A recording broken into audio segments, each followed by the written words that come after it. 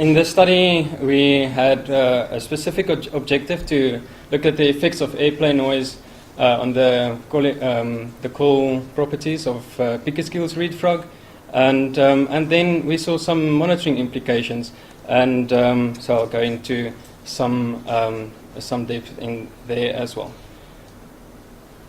Okay, so just before I go on, I just want to say that the next 3 talks, mine included, and the 2 talks afterwards, it will all be about acoustic monitoring and the different ways that it can be implemented for different objectives. So I urge you to stay for the following 2 talks as well.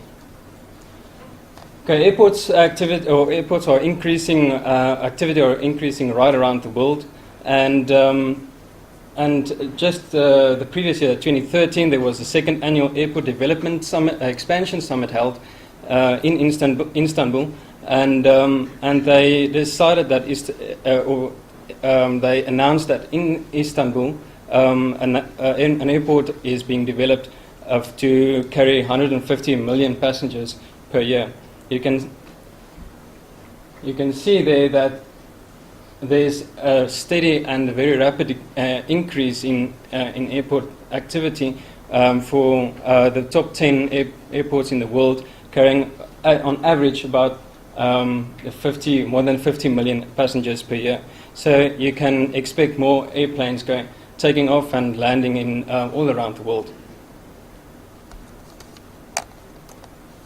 Okay, just again, Adrian and a lot of other speakers that we saw, some of you that might have seen yesterday as well, and will see today.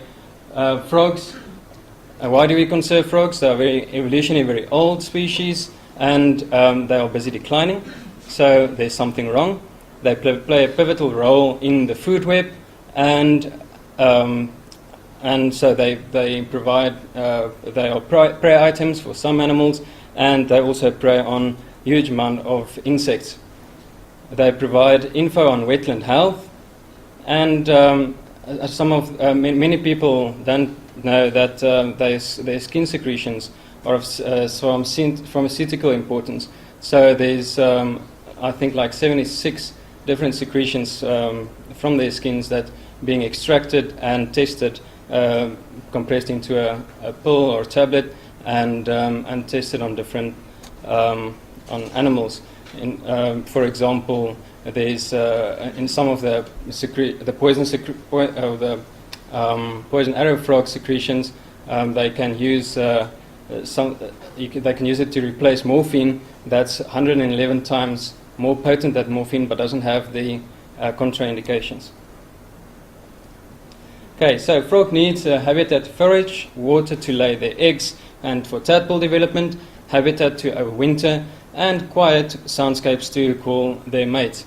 And they can act as an umbrella species to conserve habitat for both in wetlands as well as terrestrial habitats. So they're a very good taxon to focus on. I say quiet in quotes there because if you have ever been to a wetland with about 10 species calling at the same time, you know that it's not quiet. Okay, so the focal species is Hyperolis pickersgilli, the Pickersgill's reed frog, very small and elusive hyperolid. The females are not exceeding 29 millimeters and the male 23s. There you can see a very beautiful female with a with a bright green coloration, and the males with that lateral lines across the eyes. And I say elusive because many of the people that frog experts here that went to catch Hyperolis pickersgilli will know that it's indeed a very formidable task to catch even 5 of these animals in one night. If you're very lucky, I think Ian caught about 11. When you had a team of about yeah, well, 15. they had a team of 15 people. Yeah. So the males emit a very soft insect-like chirps, and they call in perch positions in dense reed beds, and that might be a reason for the frog's late discovery, and because it was only discovered in 1982, and obviously a lot of people know that it's critically endangered. So the main aim of the study was to determine if the flyby noise of the aircraft affects the spectral and temporal call properties of Hyperolis Pickersgill, temporally in the sense of the call rate, and spectrally in the sense of the pitch of its call. Okay, then we selected 2 sites, Mount Moreland, and many of you that come from Natal, that live in Natal, will know that King Shaka Airport is built right in front of a wetland called Froggy Pond. I will show you in just a moment. And a reference site, Widenham, which is about an hour and a half drive from Mount Moreland. And the airplane noise is absent. There you can see the 2 sites. Mount Moreland, there is Durban, the city of Durban, and Mount Moreland to the north, and Widenham on that side. If we zoom into a aerial photo of Mount Moreland, there you can see King Shaka Airport and Mount Moreland and Froggy Pond situated right across the airport and the runway. Okay, so then we use 2 song meters, passive acoustic recorders, and we set it on up at each site to record for 15 hours for 3 days in November. As Adrian mentioned, that the highest calling activity that they noticed started in November and December and continued across December, and so we used that data to determine when to put out the song meters. So we measured their calling activity from 4 o'clock to 7 o'clock the next morning, and there you can see us busy setting up the song meter on a tripod, and just before we walk into that reed bed. This is just to show how the song meter looks like. And basically, this song meter was manufactured by Wildlife Acoustics. It's an American company, and costs about 12 to 13,000 rand a piece. And so across the years, we bought about 4. Not about 4. We bought 4. Okay. And so you can see there's some glands to places to put in mics, and so it's not included here, but yeah, there's 2 mics, one right on the right and one on the left.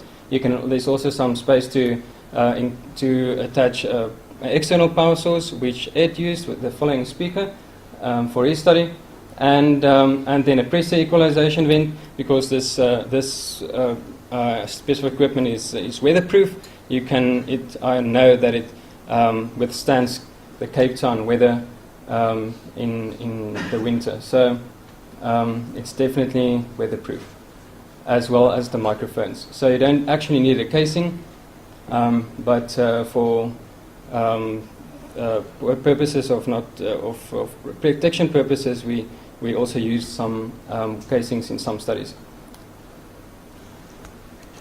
Okay, I'm not going to go through all the labels here, but there you'll see the LCD screen, and that's where you then set up the song meter, and you can basically set it to record 1 minute now, and over 10 minutes you can set it to record another 30 seconds. However you want, you can let it go for 15 hours non-stop all the time, 24/7.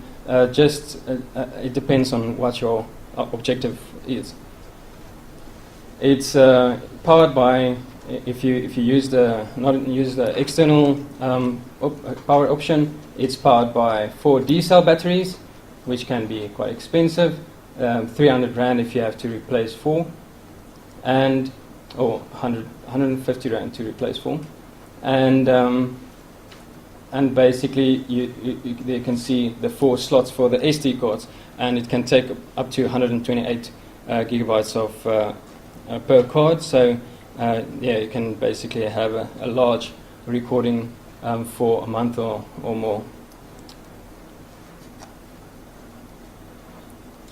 Okay, then along with a song meter, there's another product that's up for purchase, and that's a song scope. That is a sound analysis software, also at Wildlife Acoustics, but you have to buy it separately. And that is what I use to monitor 10 males in each locality.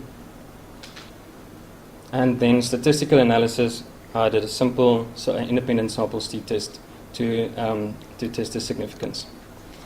Okay, there you can see an interface of the software, and this is basically the calls, a chorus of Hyperolis Pickersgill with some tweaking of the frequency band that I selected here. So you will see the spectrogram here and an oscillogram, which is just to show the amplitude of the calls. And so that is the basic interface of the program, but it's capable of much more. You can select a contrast and also build a recognizer, but I'm not going to go into too much detail here. The following speakers will. Okay, so if you do some contrast tweaking and frequency band selection, you can end up with a spectrogram that looks like this, and you can actually, by looking at the amplitude. Okay, so obviously the lighter the call is that you see there, the further away it is, and you can also see it's associated with a very low amplitude. And if it's very dark and very clear, you can see that it's also associated with a higher amplitudes because the frog is closer to the microphone. And so by using these two, a spectrogram and together with the oscillogram and the visual differences of how far the frogs are away from the microphones, you are able to count the frogs that's in the closest proximity. So that is how I was able to monitor specific males. So Hyperolis species are very are known to go to the exact same leaf that they were the previous night. So and they don't usually move around from one leaf to another leaf. So they hold their calling positions. So obviously a good plus for monitoring this species.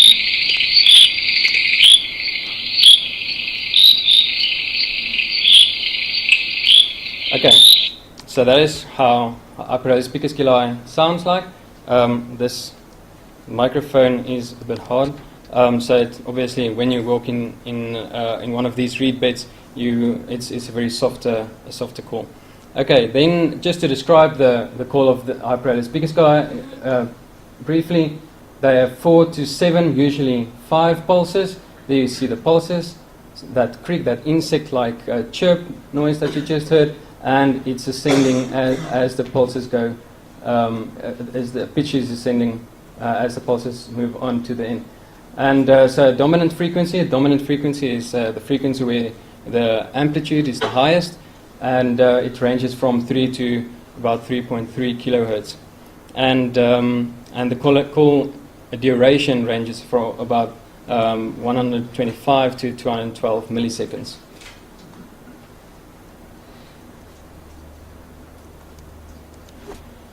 Okay, so there is a very compacted spectrogram, and you can also call it a soundscape for those of you that recognize the word.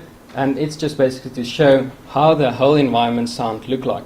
So this is 6 hours. The top one is top spectrogram there is 6 hours, and then another 6 hours. So that's 12 hours worth of sound data of one night. And these are just spaces where I zoomed into that spectrogram. There you will see some of the another species called Phyxelis faunacii starting to call, as well as Hyperolis marmoratus, also in the same vicinity. And here in very early evening and in the middle of the night, basically, you will see that there's an open space between. So there's a few insects calling there and there as well, but there's an open frequency band right there, and that is what the Hyperolis Pickersgill utilizes. So this species will wait until all the species are finished with their calling and calling activity to avoid being masked by the other calls of the other species.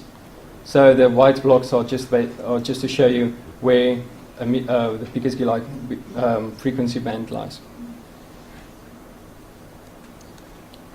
And this is for the soundscape for Mount Moreland. And these spikes that you can observe here is they are the airplane flyby noises. That's there, and there you can see when I zoom into one of those, you can see it's basically masking all the sounds in that vicinity.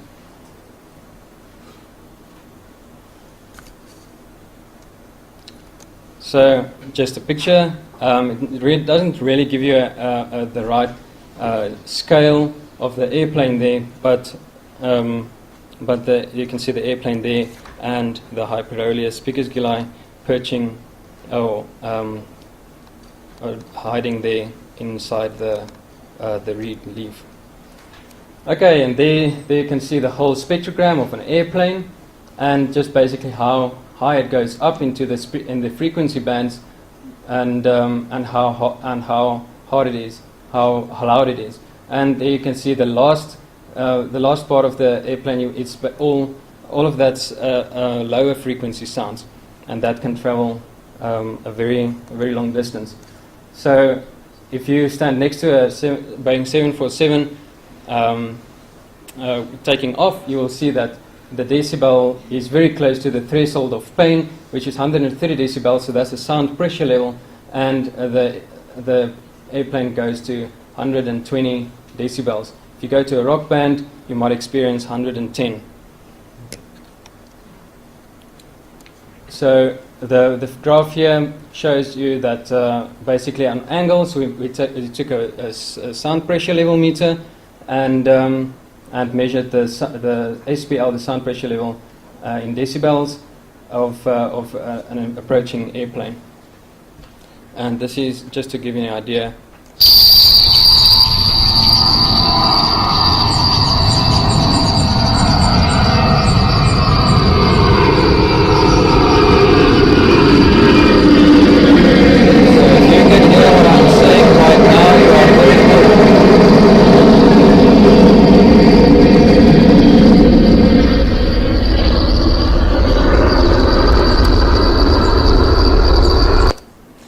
Okay, so did you hear what I said just during the airplane flyby? So that's basically the problem that the frogs have. But in the results, we showed that this is the frequency. So each of these box and whisker plots represents one of that pulses that I showed you that the call consists of, and this is Mount Moreland, where the airplane sounds are prevalent, and Wildlands, the reference site. And you can see there's a larger variation in frequency and pitch of the males in Mount Moreland. So you'll know that if you want to talk higher or louder, you subconsciously increase the pitch of your voice as well. And in some studies, it's known that females of frogs like the lower frequencies of the males, like males calling at a lower pitch, and obviously that results in a lower likability of the males, increasing their pitch. But we are not sure in this species. These are just graphs showing you in 14 minutes time. So each graph's x-axis represents 14 minutes. And this is for Wildlands, the reference site. So you will see that they, in each minute, so they increase their call rate, they rest a little while, they increase the call rate, they rest a little while. So they have these bouts when they call. Okay, and there's just no resting space. So these grey lines represents the airplane flybys, and it's just there's no resting time for them. And these are the 14 minutes. So 40 minutes pre airplane flyby, during and post, and you can see the difference there. And according to the the Wydenham site, there's no difference. There's a significant difference in calling rate in Mount Moreland as opposed to Wydenham. Further studies, spectral and temporal inconsistencies can be found, but what does that mean for the species? Is it for mate selection, decrease of the advertisement time, meaning when they can be heard, or what does it entail for their calling energetics? Because calling is a very energy expensive thing. So applicability for other species, we have seen Adrian's talk for some of the species that needs to be monitored, and then it's definitely and so for the coral organisation, similar to as Hyperellus Pickersgill, like that misspelled chirping frog that Adrian mentioned, it is possible, I think, to do the same thing. Okay, so acoustic monitoring, you save on trip costs, manpower, time, and that's basically what the next speakers will also talk about. So I'm not going into depth of that. Implications for monitoring for a wetland. You select 1 or 2 or 3 sites with a song meter in the middle. It covers a range, and if you count the males along the breeding season, you are able to calculate a population density or estimate, or population size estimate. So yes, thank you very much. Sorry, I took so long.